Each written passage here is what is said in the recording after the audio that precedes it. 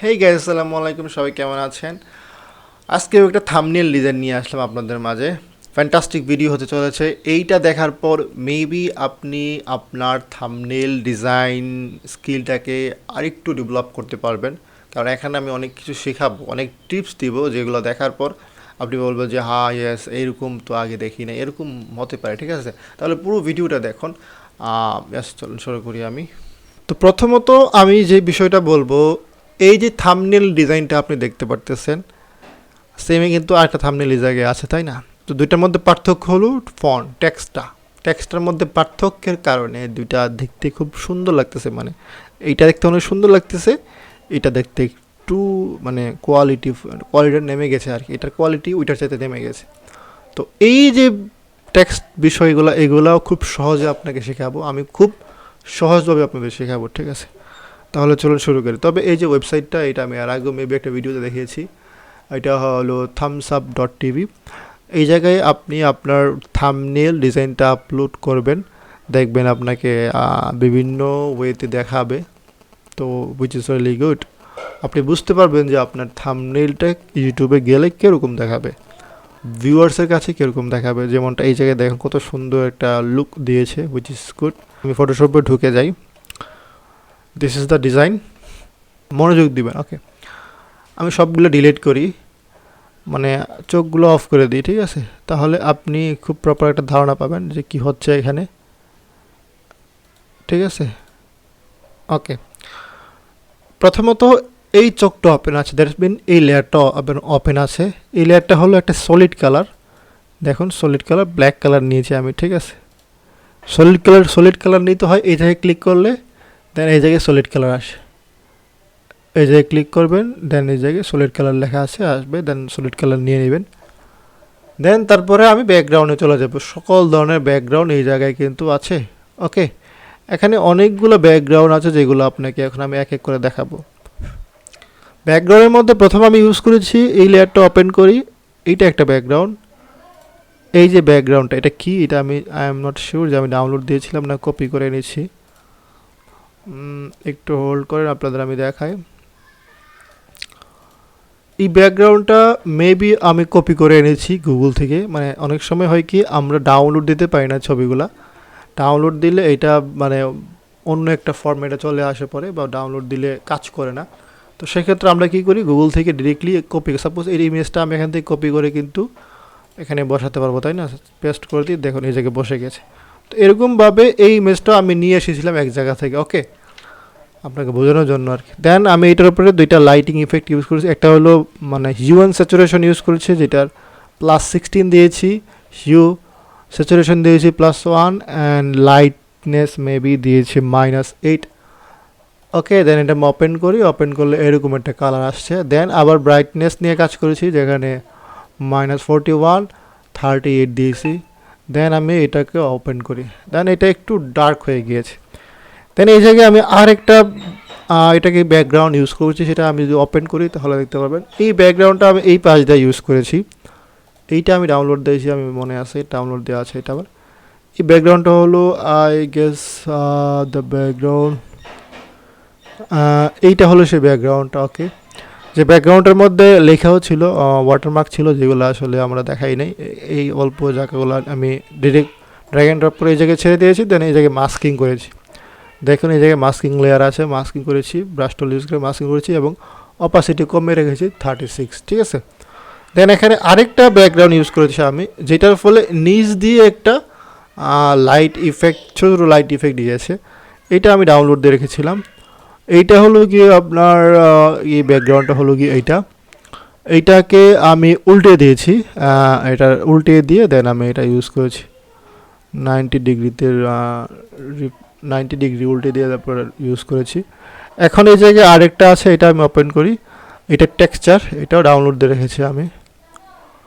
আর এটা হলো এটা এটা আসলে এই ধরনের টেক্সচার আসলে ইউজ করা যাবে বিভিন্ন পোস্টারে, খুব ভালো ইউজ হয় এগুলা, ইউজ করতে পারলে। ওকে, দেন এটা আমি ব্যাকগ্রাউন্ড হিসেবে এই জায়গায় ইউজ করেছি। ওকে, দেন তারপর আরেকটা ইউজ করেছি, সেটা হলো গিয়ে এটাও একটা টেক্সচার আর কি। ওকে, তারপর ব্যাকগ্রাউন্ড সবগুলো ইউজ হয়ে গেলো, আমি এটা হাইড করে দিই। তারপর টেক্সটে যদি যাই, এখানে ক্লিক করি, এখানে ক্লিক করলে টেক্সটগুলো দেখতে পাবেন। আমি এটা প্রথমটা দেখাই, তারপর দ্বিতীয়টা দেখাচ্ছি। এটা সিম্পল, টেক্সট নিচে একটা শ্যাডো আকারে নিয়েছি, এটাকে ডুপ্লিকেট করে নিয়েছি অ্যান্ড দেন এটা কালারটাকে এরকম ডার্ক করে দিয়েছি, এক কালার আছে এটা, ইফেক্টে কালার ওভারলে ইউজ করেছি। দেন আমি এটাকে অন করি, দেন উপরের টেক্সট একটা ইউজ করেছি, এটাকে গ্রেডিয়েন্ট ইউজ করেছি, এই জায়গায় স্টক ইউজ করেছি, গ্রেডিয়েন্ট ইউজ করেছি, গ্রেডিয়েন্ট ওভারলে ইউজ করেছি, গ্রেডিয়েন্ট ওভারলে দুইটা ইউজ করেছি, একটা মনে হয় বন্ধ আছে, একটা হলো কি প্রথমে ইউজ করেছিলাম যেটা আমার কাছে ভালো লাগে না, দেন এটাকে আমি হাইড করে দেন আরেকটা গ্রেডিয়েন্ট ওভারলে ইউজ করেছি এই জায়গায়, এই যে দেখতেই পারতেছেন আপনারা। তো দিস ইজ সিম্পল অ্যান্ড এই জায়গায় কিছু ইফেক্ট থাকার কথা, যদি না থাকে, ইয়েস এই জায়গায় আছে আরেকটা ইফেক্ট, এটা আপনি ডাইরেক্ট এই জায়গায় ডাবল ক্লিক করলে ব্ল্যান্ডিং অপশনে চলে যাবেন। দেন আপনি এই জায়গা থেকে দেখতে পারবেন যে আপনি কী এই জায়গায় ইউজ করেছেন। স্টক ইউজ করেছি, গ্রেডিয়েন্ট ওভারলে ইউজ করেছি, আর কিছু এই জায়গায় ইউজ করি নাই, ঠিক আছে। তো টেক্সট জিনিসটা আপনি বুঝতে পারলেন। আর এটা কিন্তু এইভাবে বাঁকা করে দিয়েছি কীভাবে, সিলেক্ট করবো, Ctrl+T চাপ দিব, দেন এটাকে এখানে যেভাবে ইচ্ছা আমি বাঁকা করতে পারবো। ওকে, দেখুন বাঁকা হয়ে গেছে। সো এটা বাঁকা করা সবাই জানে। দেন এখানে আরেকটা টেক্সট আছে, সেটা আমি একটু পরে দেখাই, কারণ ওইটা খুব ইম্পর্টেন্ট জিনিস, এটা আপনাদের পরে দেখাই আমি। তারপর উপরে একটা লেখা ছিল, যেটা আমি এই জায়গায় যদি ওপেন করি, এই যে মোটা হওয়ার টিপস, দেন এই জায়গায় সাবজেক্টে আমি যদি যাই, এই জায়গায় ওপেন করি, দিস ইজ দ্য সাবজেক্ট, এটা একটা ইমেজ। তবে এই জায়গায় আপনাকে একটা জিনিস আমি আইডিয়া দিই, এই সাবজেক্টের ছবিটা ছিল, আর ছবির যে আমার কাছে যে পিকচারটা ছিল, এটার কোয়ালিটি খুব ভালো ছিল না। ওকে, এটাকে আমি একটু এনহ্যান্স করেছি। প্রথমে ছিল এই ছবিটা, যেটার কোয়ালিটি খুব বাজে ছিল, দেন আমি দেখলাম যে ফ্রিতে গুগল থেকে ছবিগুলা পিকচারের মানে কোয়ালিটি এনহ্যান্স করা যায়, মানে বাড়ানো যায় আর কি। দেন আমি এটাকে বাড়িয়ে এরকম একটা করেছি, যেটা আমাকে খুব সহযোগিতা করেছে। অনেক ক্ষেত্রে আপনাদের মনে হতে পারে যে ছবিটা আপনি সিলেক্ট করতেছেন এইটার কোয়ালিটি খুব খারাপ, সেক্ষেত্রে আপনি গুগলে যাবেন, মেবি পিকচার ইনহেন্স বা ছবি ইনহেন্স, যেটা দিই, এই যে পিকচার ইনহ্যান্স অনলাইন, যেইটাই আপনি দেন এখান থেকে যে কোনো, আমি মেবি এইটাই ইউজ করেছিলাম, এটাকে দিয়ে আপনি এই জায়গায় জাস্ট আপনার ছবিটা আপলোড করে দেন, দেখবেন যে আপনার ছবির কোয়ালিটিটা খুব ভালো হয়ে যাবে। দেন আপনি সেটাকে ইউজ করতে পারবেন বিভিন্ন জায়গায়, ঠিক আছে। তো এটা ছিল একটা আইডিয়া যেটা আপনারা ইউজ করবেন আপনাদের ক্ষেত্রে। এখানে আমি কি করেছি দেখুন, সাবজেক্ট মানে এই যে মহিলাটার ছবি, মহিলা না ছেলে, আচ্ছা মহিলাই বলে এটাকে, এখন আমি মহিলাটার দুইটা ছবি আছে, একটা ছবি এটা, একটা ছবি হলো এটা, ঠিক আছে। অ্যান্ড বাকি এগুলো কিন্তু স্মার্ট অবজেক্ট বিভিন্ন বিষয়ে আমি ইফেক্ট ইউজ করেছি।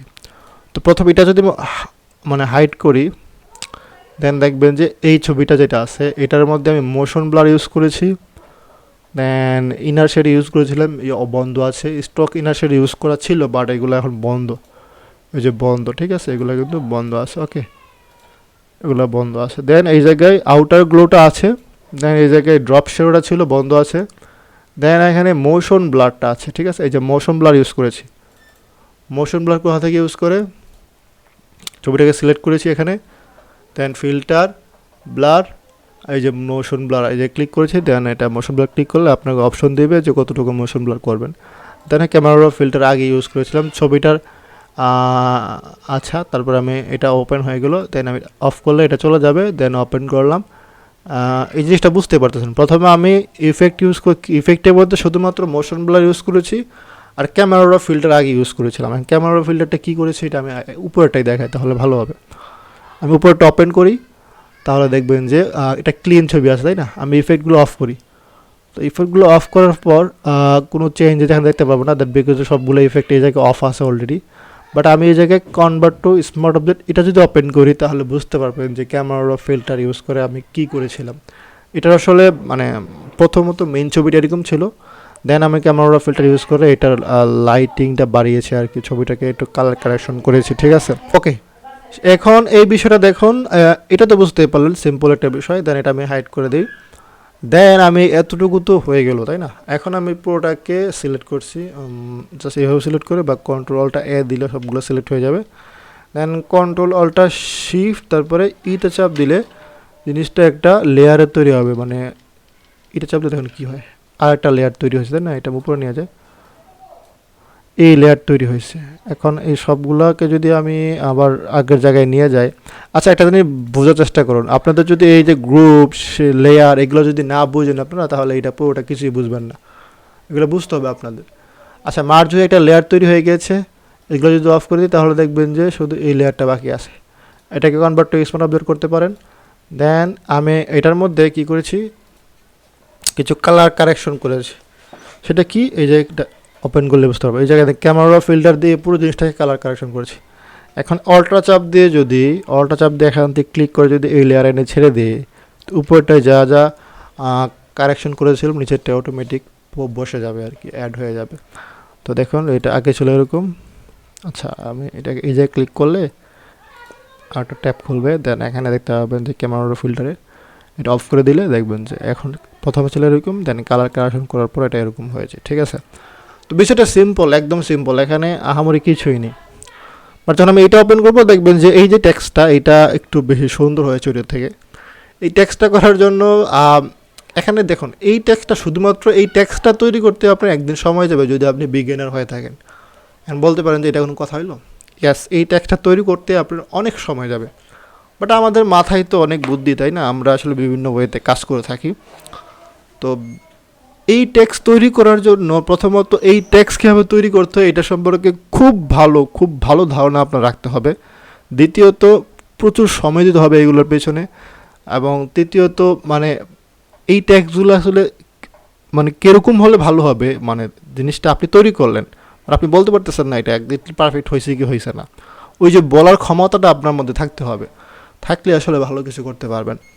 আমি এটা কীভাবে করেছি, সেটা হলো গিয়ে আমার কাছে একটা মোকআপ আছে। ঠিক আছে, মোকআপ তো সবাই ইউজ করতে পারেন, তাই না, মোকআপ সবাই ইউজ করতে পারেন। এই যে মোকআপটা, এই মোকআপে আমি আমার যে টেক্সটটা আছে এই জায়গায় লেখাটা, এই যে মোটা হওয়ার টিপস, এই যে মোটা টিপস এই লেখাটা আমি এই মোকআপের মধ্যে, এই যে মোকআপটা এই মোকআপটার মধ্যে আমি রিপ্লেস করে দিয়েছি। দেন এই মোকআপে এই সেমভাবে মোটা টিপস লেখাটা এই জায়গায় এসে পড়েছে। দেন এটা আমি কপি করে নিয়ে আমি এই জায়গায় বসিয়ে দিয়েছি, দ্যাটস ইট, আর কিছুই করে না এখানে। ঠিক আছে, এখন এইটা করার আরও ওয়ে আছে।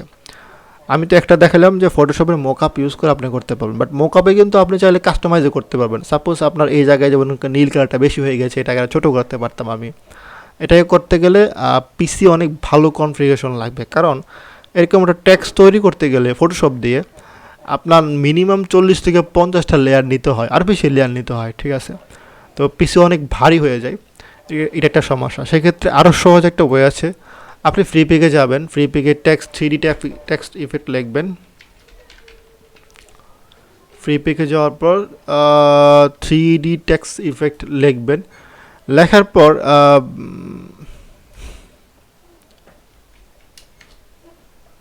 3D টেক্সট ইফেক্ট লিখলাম। দেন আপনি ভেক্টর সিলেক্ট করবেন, এখানে ভেক্টর সিলেক্ট করা আছে।